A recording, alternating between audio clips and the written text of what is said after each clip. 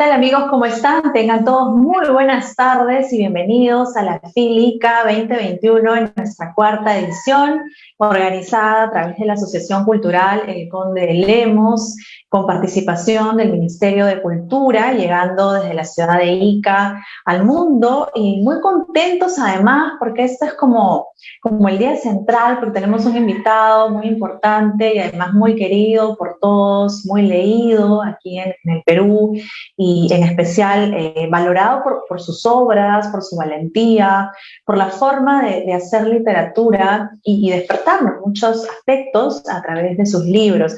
Nos estamos refiriendo desde España a Javier Cercas.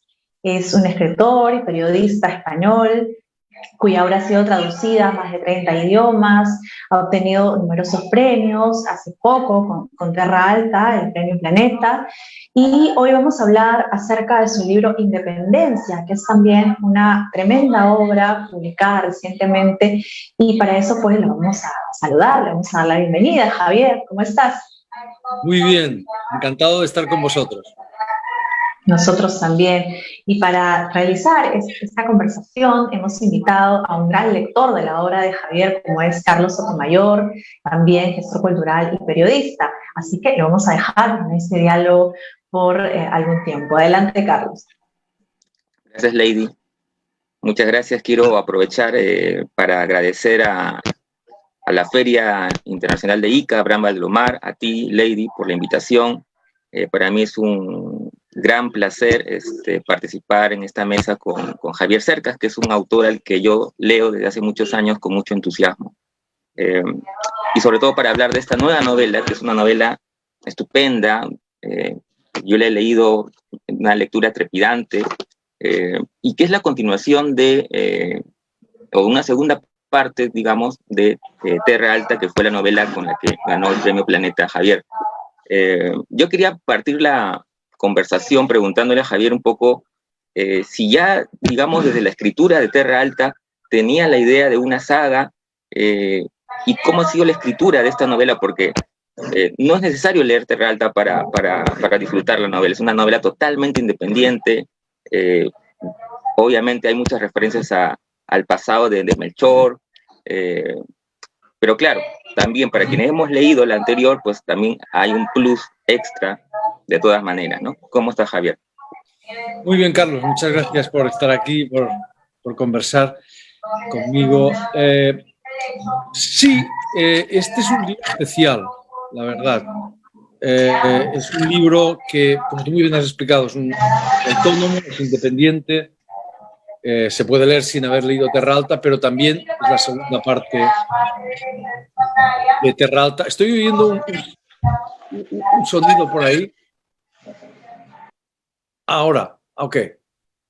Es que se oía, no sé si los espectadores también o las personas que...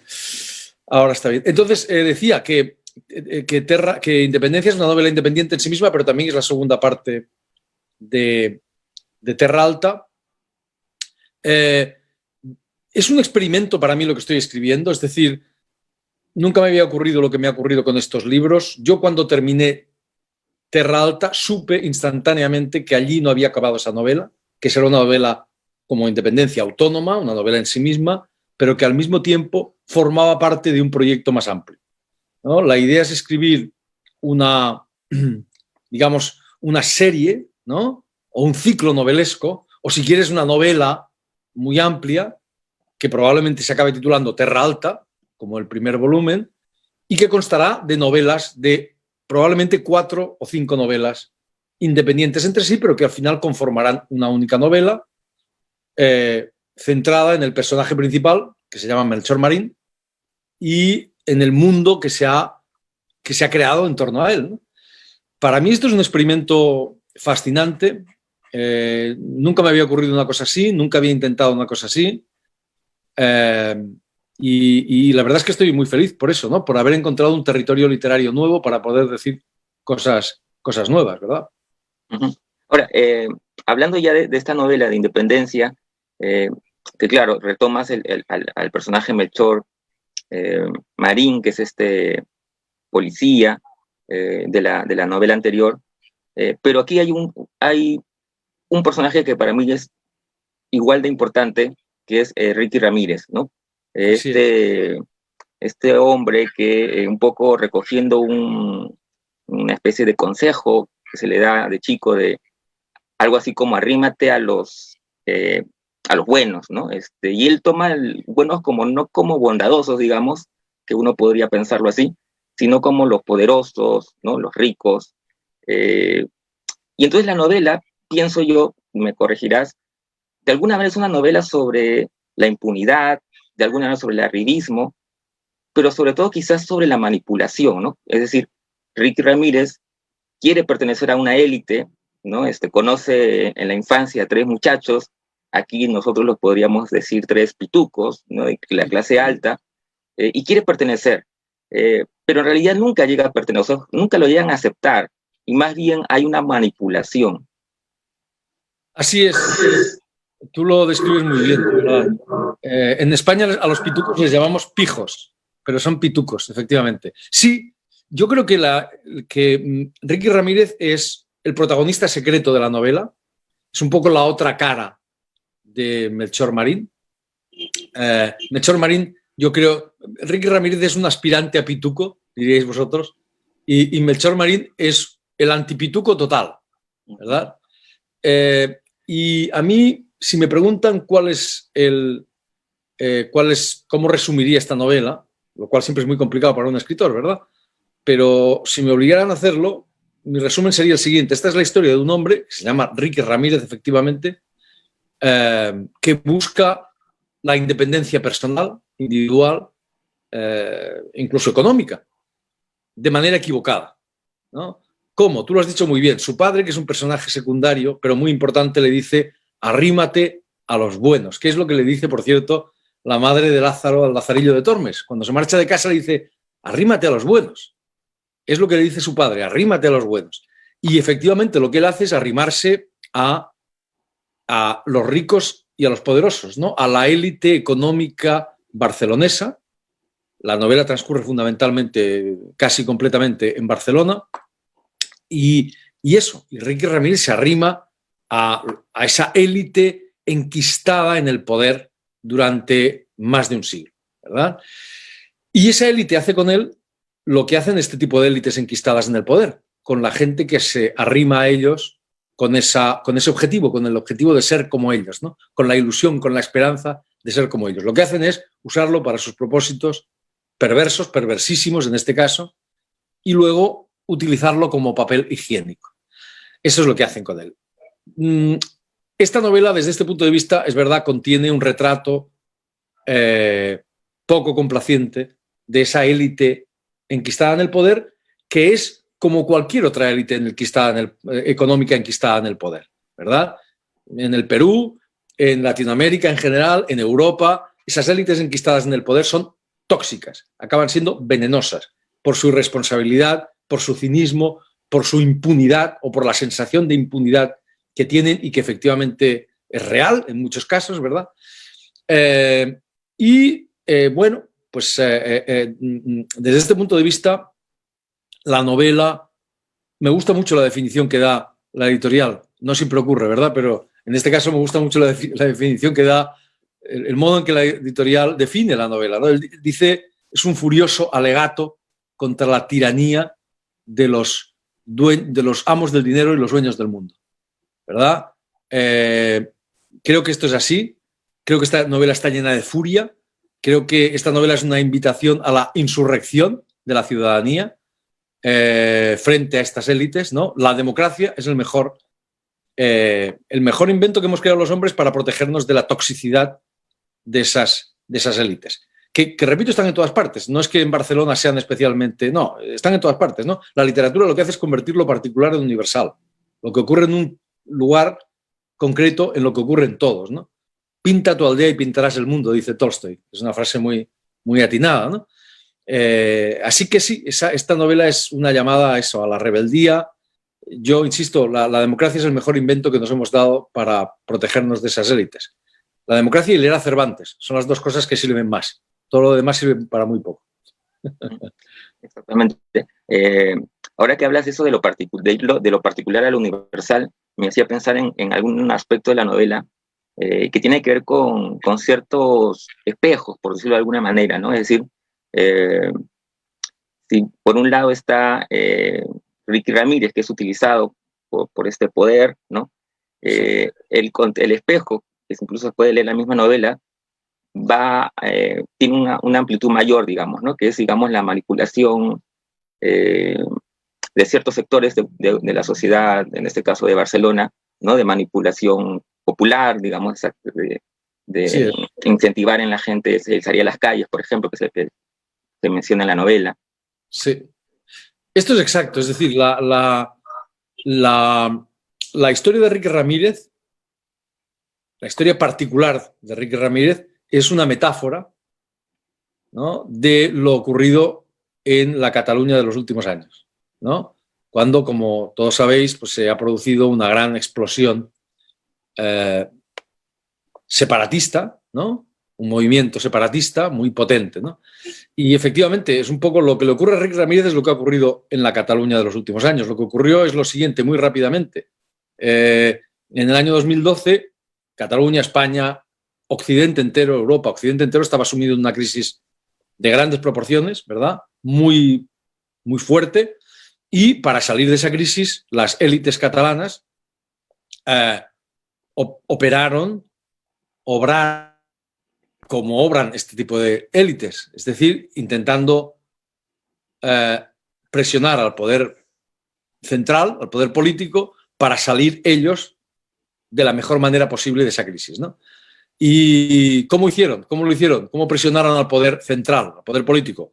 Pues como lo han hecho siempre, desde que el mundo es mundo, es decir, sacando a la gente a la calle o contribuyendo decisivamente a sacar a la gente a la calle. ¿Y cómo contribuyeron decisivamente a sacar a la gente a la calle? Pues primero, porque ya había mucha gente en la calle, es decir, había mucha gente enfadada. Les llamaban los indignados, ¿verdad? Que estaban en España, en Italia, en todas partes, ¿no? En el Occupy Wall Street, en Estados Unidos, había gente muy enfadada, con toda la razón del mundo, porque lo estaban pasando muy mal, ¿verdad? Porque había una crisis económica muy fuerte, etc. Eso por un lado. Por otro lado, contaban con los medios de comunicación que les pertenecían, con el gobierno, digamos, federal, autonómico, ¿no? Muy potente, extraordinariamente potente. Y por último, contaban con algo que es el mejor instrumento posible, que es lo que alguien ha llamado una utopía disponible. Es decir, vamos a crear un país independiente, donde todos seremos altos, guapos, rubios, ricos, ¿verdad? Y además nos libraremos de estos españoles que nos roban y nos oprimen, ¿verdad? Y nos oprimen desde que el mundo es mundo. Bueno, y la gente se lo creyó. Había mucha gente con ganas de creérselo. Siempre ha habido un 15% de independentistas, más o menos, o de secesionistas o de separatistas en Cataluña, y otra gente se creyó estas cosas, ¿no? Y claro, el problema es que eso ya ha pasado. En cuanto hubo algún problema, en el año 2017 sobre todo, los ricos se marcharon, las élites se marcharon, más de 4.000 empresas se han marchado de Cataluña, todos los bancos, y claro, y las élites lo que quieren ahora es que la gente vuelva a casa. Pero sacar a la gente a la calle, como dice un personaje de la novela, un miembro de esas élites, es muy fácil. Volverla a meter, si tienes los instrumentos adecuados y las circunstancias adecuadas, pero volverla a meter es muy complicado. Y en esas estamos, ¿verdad? Hay gente muy enfadada, con toda la razón, los han engañado, con toda la razón, pero la sociedad está partida por la mitad, ¿verdad? Se ha creado un problema muy grave y las élites han operado con una increíble irresponsabilidad, con un increíble cinismo. Y por eso este es un libro furioso. Este no es un libro político, tú lo has leído, esto no es una novela política, que nadie busque una crónica de lo ocurrido en Cataluña en los últimos años, eso no tiene sentido. Las novelas no funcionan así, pero sí habla del humus moral. Las novelas hablan de lo que está debajo, ¿verdad? No de lo que está encima. De lo que está encima, de la superficie, hablan los periódicos, las televisiones, los historiadores más tarde. Las novelas hablan de lo que está debajo, del humus moral en el que crecen este tipo de situaciones que, repito, son universales. Desde que el mundo es mundo, este tipo de cosas han ocurrido y siguen ocurriendo en todas partes. Es verdad, coincido, no es una novela política, y además creo que lo has dicho en alguna otra oportunidad, ¿no? Cuando tú quieres dar una postura tuya, pues hay otros espacios para hacerlo, ¿no? Y que, bueno, en fin, ya hay toda una polémica que se ha suscitado al respecto, de la que no hablaremos, pero volviendo al tema literario, la novela, esta, al igual que la anterior, tiene elementos del policial, aunque tampoco se puede decir que es una novela policial. Es verdad que Melchor, de alguna manera, es convencido por su antiguo jefe de volver a tomar un caso, que en este caso es un caso de chantaje sexual a la alcaldesa de Barcelona. Y yo la leo más bien como, y me corregirás si me equivoco, pero, o por lo menos desde mi lectura, ¿no? Como una especie de personaje épico, en el sentido de buscar la justicia, por ejemplo. Digamos, en la novela anterior, él quería, para empezar, quería empezar descubriendo al asesino de su madre, y en esta novela, más allá de buscar justicia por sus investigaciones, hay una parte que no voy a contar spoiler porque está casi al principio, que a mí me conmovió mucho, que es un diálogo que tiene con Cosette, con su pequeña hija, respecto a los buenos y los malos, ¿no? Y además haciendo referencia a una lectura que le leía a la niña respecto a un mensajero que tenía que sortear ciertos peligros para llevar un mensaje, ¿no? Pero que lo hacía para justamente que los buenos ganen, como decía la pequeña Cosette. Y de alguna manera Melchor creo que representa esa épica de la justicia, me parece. Sí, yo creo, aquí has planteado muchas cuestiones y con mucha exactitud. Es decir, por un lado está la cuestión de si esto es una novela policíaca o no. Y mi respuesta a eso es, me da lo mismo. O sea, si alguien quiere leerla como novela policíaca, me parece muy bien. Borges decía, todas las novelas son novelas policíacas. Y tenía razón, como casi siempre. En todo caso, todas las mías lo son, y todas las novelas que a mí me gustan lo son, que a mí me interesan lo son, de algún modo, ¿no? En todas mis novelas ha habido siempre un enigma y alguien que intenta descifrar un enigma. Y en eso consiste básicamente el género, básicamente la esencia de lo policial. Es verdad que en este caso hay el protagonista, a diferencia de mis otras novelas, donde los protagonistas eran diversos, ¿no? Periodistas a veces un tipo que se llamaba Javier Cercas, por ejemplo, cosas así. En este caso es un policía, que se llama Melchor Marí, y eso le da un aire, una atmósfera más policial. Yo quisiera decir, tal vez no hace falta decirlo, pero hay todavía gente que cree que el género policial es un género menor. Quien piensa eso no sabe lo que es la literatura, porque en literatura no hay géneros mayores o menores. En literatura hay formas mayores o menores de usar los géneros, sencillamente, ¿verdad? Es decir, no sé, la comedia tiene a Shakespeare, pero también tiene un montón de escritores sin interés, de comediógrafos sin interés. En la narración policial le ocurre lo mismo, ¿verdad? Tiene a Edgar Allan Poe, y tiene a Borges, y tiene a Sciascia, y tiene a, ¿no?, escritores que más o menos han usado el género, y luego grandes escritores. Y luego tiene un montón de gente que no tiene el menor interés. En definitiva, solo hay dos tipos de novelas, las buenas y las malas. Todo lo demás es palabrería. Pero tú tienes toda la razón al subrayar que esta es una novela moral y es una novela épica al mismo tiempo.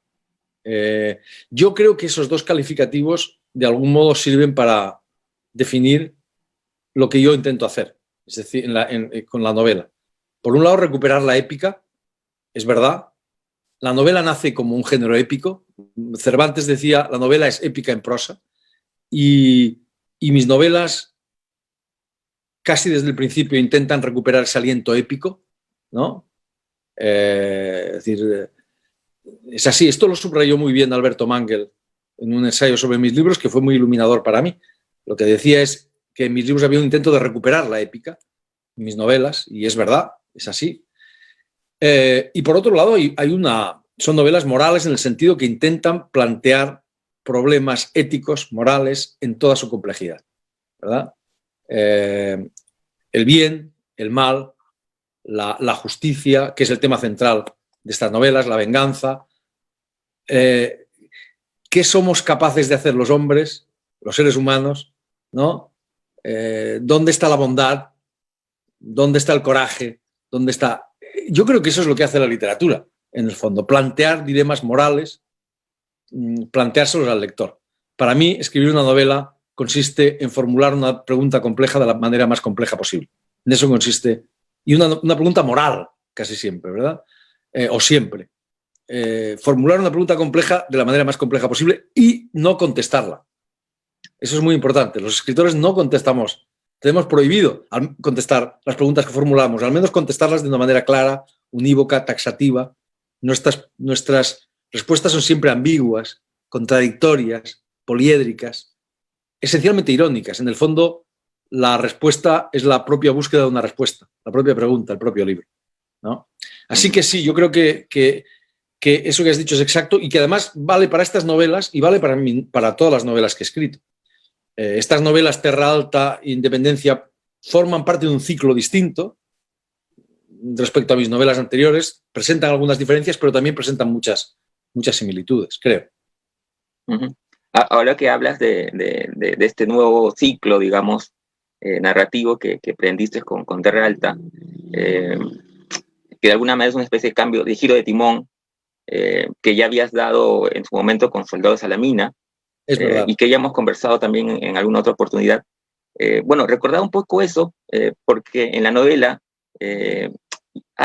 o yo he encontrado de repente, es también una lectura subjetiva mía, una especie de guiño a ese ciclo, porque aparece la referencia a un escritor que ha publicado una novela llamada Terra Alta y que habla justamente sobre Melchor. De hecho, hay una escena bastante graciosa en la que le enseñan la novela, ¿no? Y dicen, habla de ti, ¿no?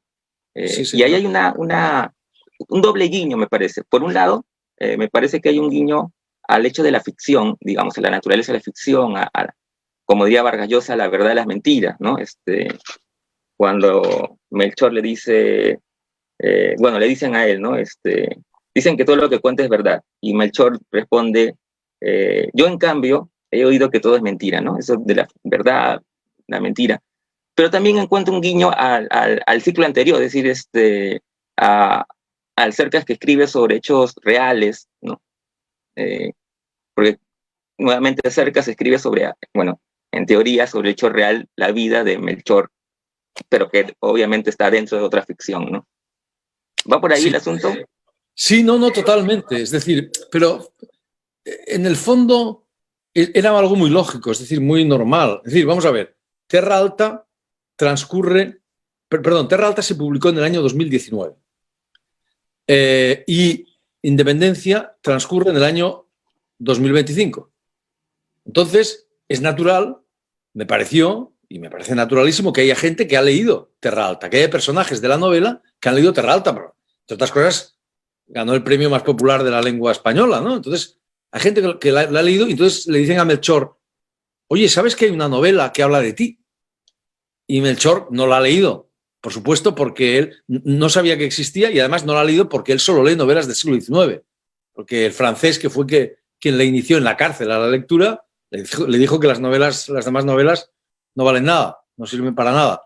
Y es verdad lo que tú dices, hay un personaje, un periodista real, que se llama Lluís Bassets, muy importante en España, que dice de Javier Cercas, el autor de Terra Alta, dice que es un liante de cojones, que cuando dice que todo es verdad, todo es mentira, cuando dice que todo es mentira, todo es verdad.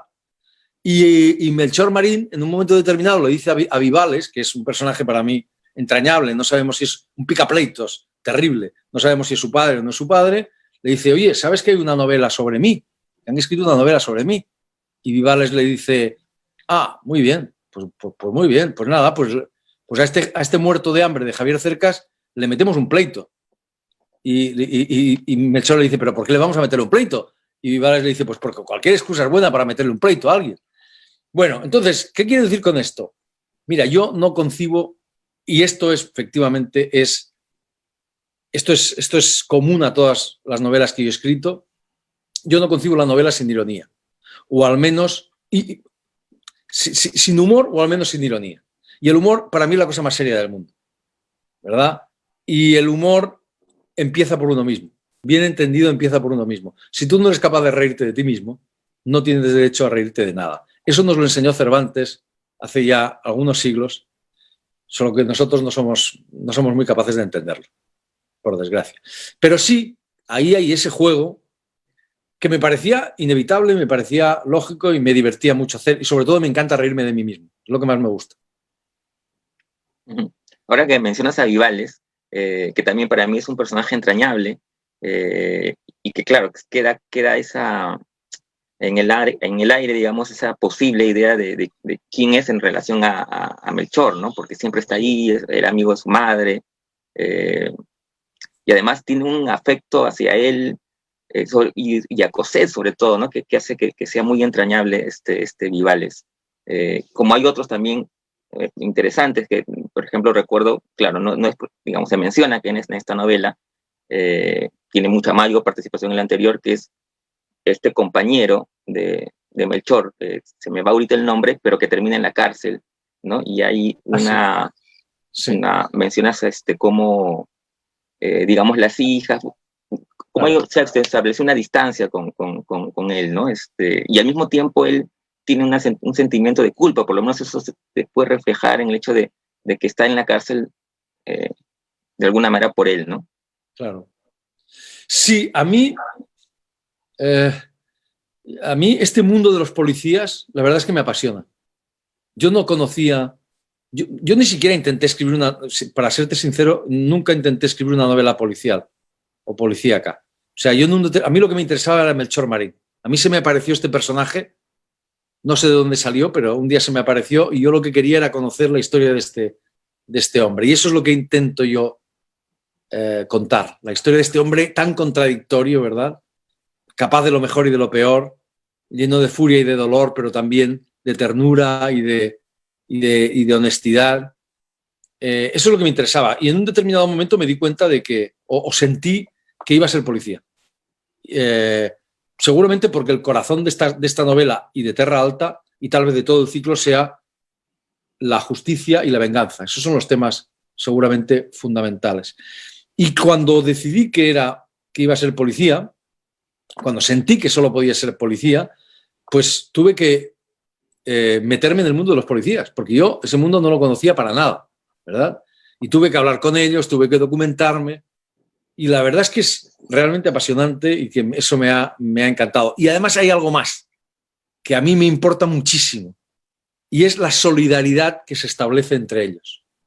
Es decir, yo he encontrado entre esos policías un sentido de la solidaridad profunda. Son gente que se juega la vida y que el hecho de jugarse la vida hace que sean extraordinarios, que estén muy unidos, que hay amistades muy profundas, muy sólidas, lealtades férreas.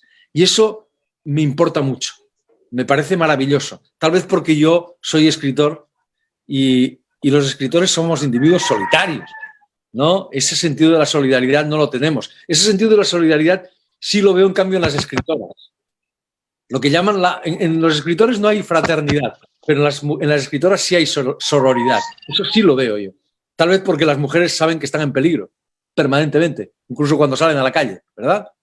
Y eso crea este sentido de hermandad entre ellas, de sororidad entre ellas. A mí eso me gusta mucho, me conmueve mucho de los policías. Creo que es muy real y mis policías son así, al menos. Yo no lo buscaba, pero han ido hacia esa vía, que me encanta. Sí, de hecho esa solidaridad que dices es la que de alguna manera mueve a Melchor a aceptar el favor que le pide su antiguo jefe, ¿no? Incluso el jefe le dice, pero ni siquiera porque claro, primero lo rechaza, pero ni siquiera me has preguntado en qué consiste el caso. Claro. Y Melchor dice, ¿en qué consiste? Y luego se da cuenta que ha cometido un error al preguntar eso, ¿no? Exacto, claro, es un caso de extorsión sexual a la alcaldesa de Barcelona, sí, en torno al cual gira toda la novela. Uh-huh. Sí, a mí me gusta mucho eso, ese mundo me conmueve, de tipos que están luchando para que la justicia se abra paso y que crean, como digo, esa gran unión entre ellos. Uh-huh. Creo que ahora podemos pasar a preguntas del público, Lady.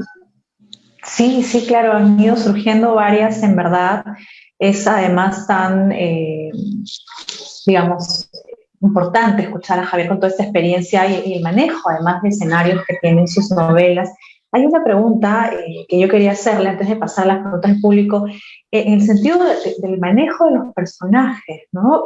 ¿Alguna vez has sentido que los personajes te sobrepasan y que quizás ya no hay forma de manejarlos en la idea inicial que uno tenía al momento de hacer una novela? ¿Cómo es el manejo de tus personajes? ¿Cómo lo haces? Bueno, eso que tú dices, es decir, lo de que los personajes cobran vida propia, cuando eso ocurre, es que las cosas van muy bien.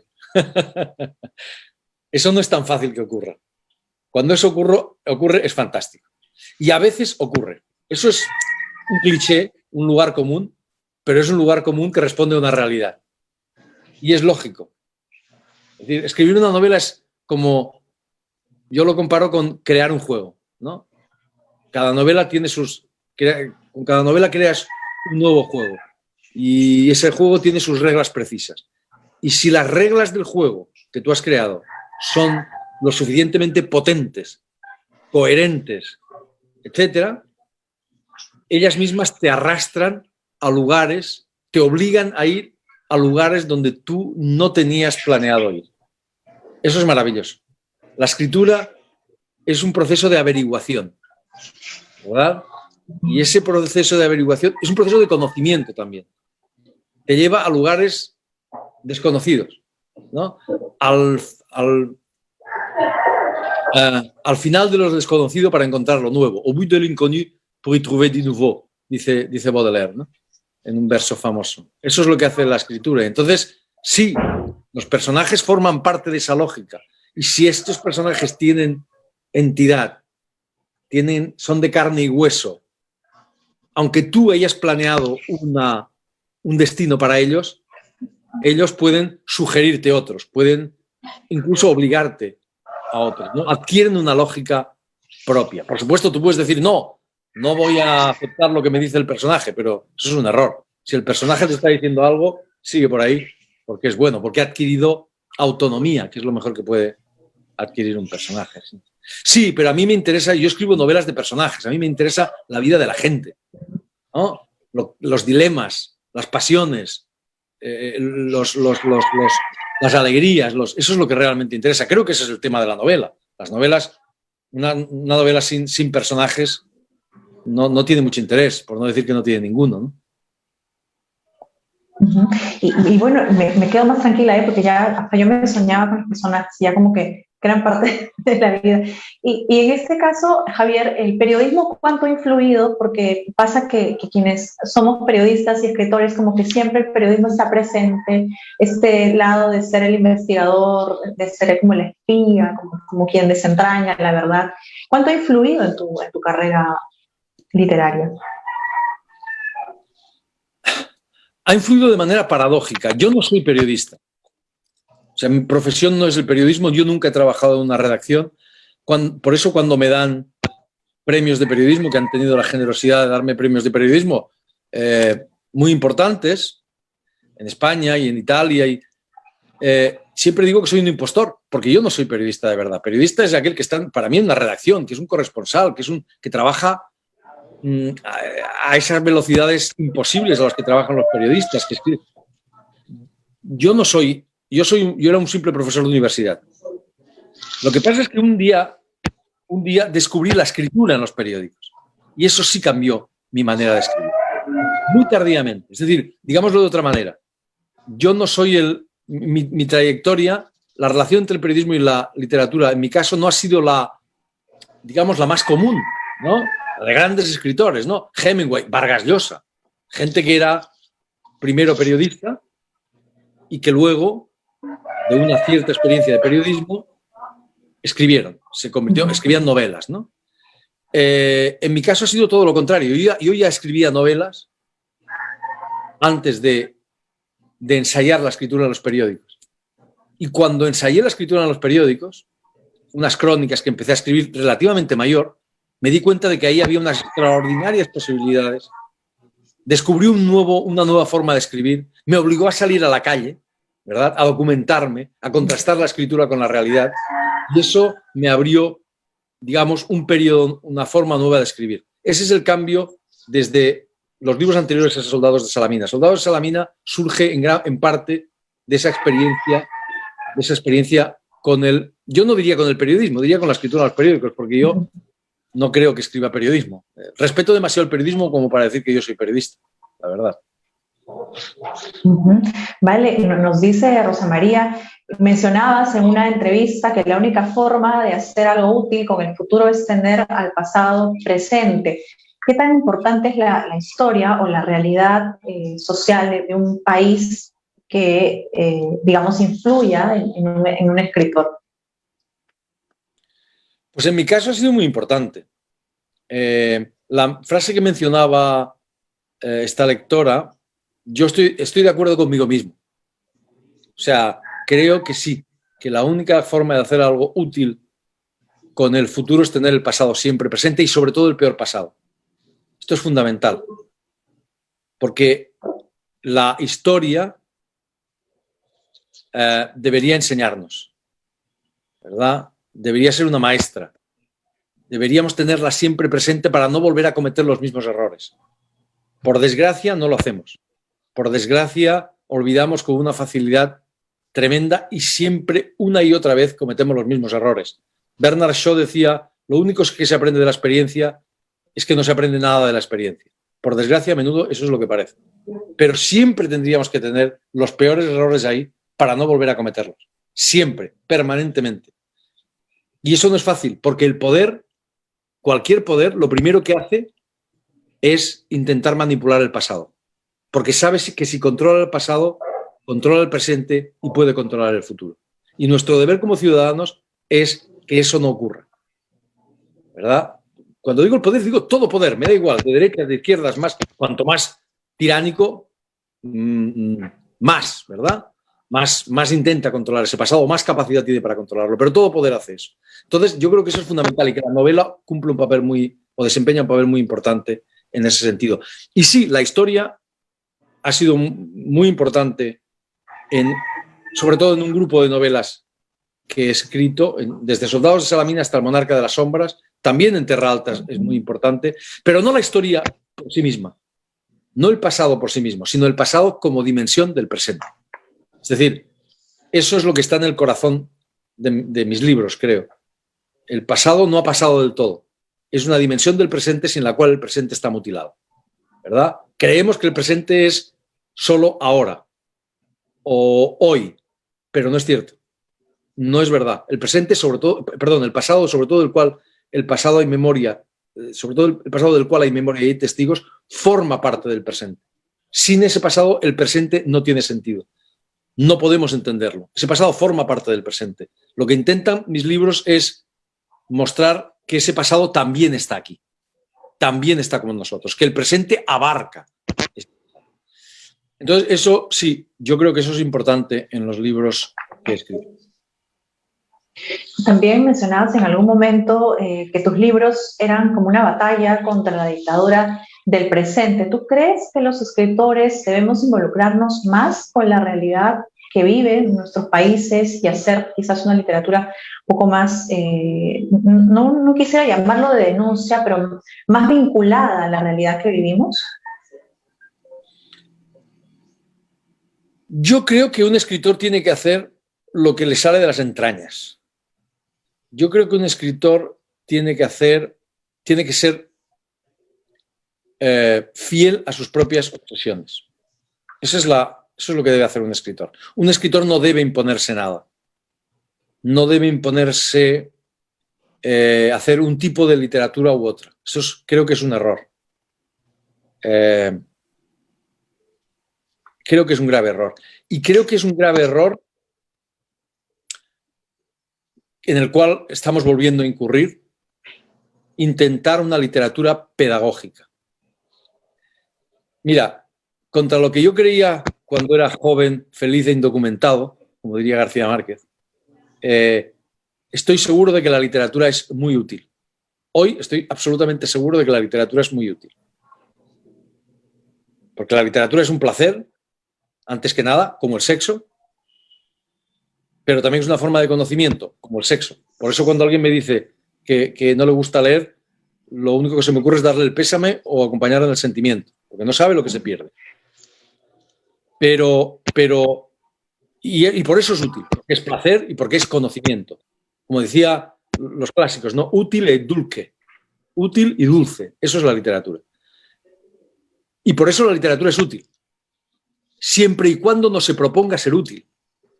En el momento en que se propone ser útil, se convierte en propaganda o pedagogía. Y deja de ser gran literatura y deja de ser útil. Esto para mí es absolutamente fundamental. Entonces, esto nos llevaría a una discusión muy larga, pero yo no creo que los escritores tengamos que imponernos nada, ¿verdad? Y una literatura aparentemente menos pegada a la realidad puede ser mucho más iluminadora que una literatura, digamos, de denuncia realista. Kafka, por poner un escritor aparentemente alejado de la realidad, nos enseña muchísimo más.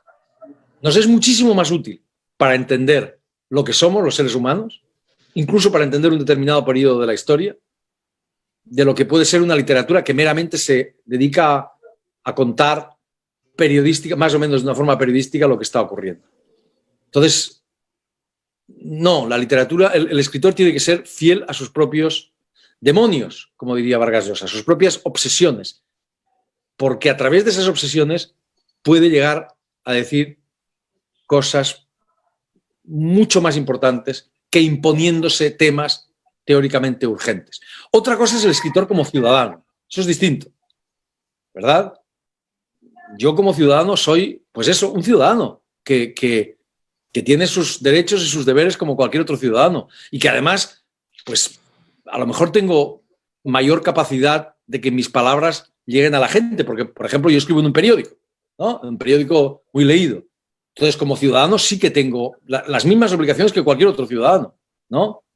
Y es, pues, intentar que la mentira no gane, que la mentira no triunfe, que la injusticia no triunfe, y que el mal no se imponga al bien. Pero esa es una obligación que tenemos todos los ciudadanos, no solo los escritores, ¿verdad?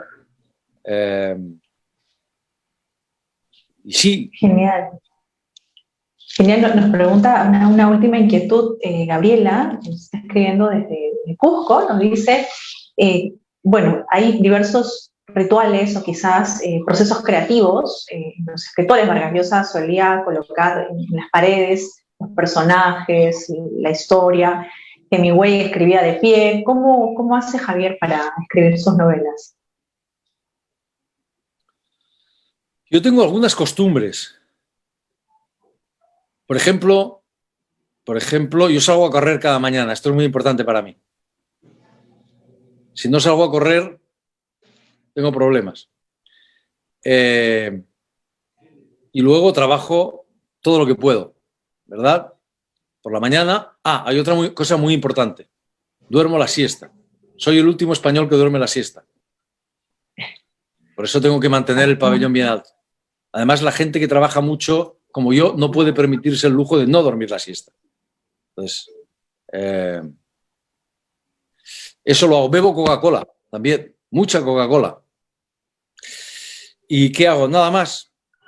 No rezo antes de escribir, pero podría rezar fácilmente para que salgan bien las cosas.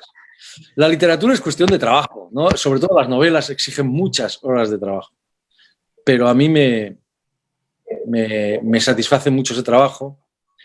Un escritor de novelas tiene que saber soportar la soledad. Es una soledad solidaria, la del escritor.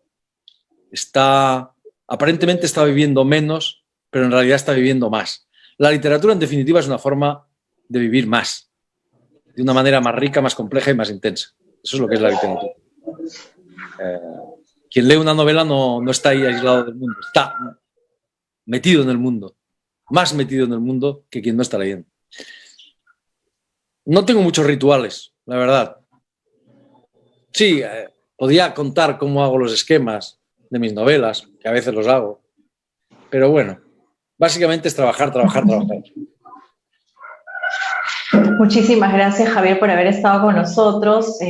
Ha sido un inmenso placer haber escuchado, haber compartido más de este libro Independencia que está ya llegando al Perú, sin duda, y bueno, a nivel virtual ya lo hemos leído algunas personas.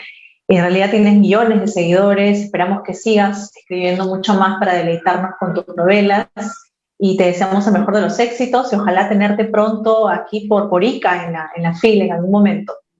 Para mí sería un gran placer estar con vosotros en ICA.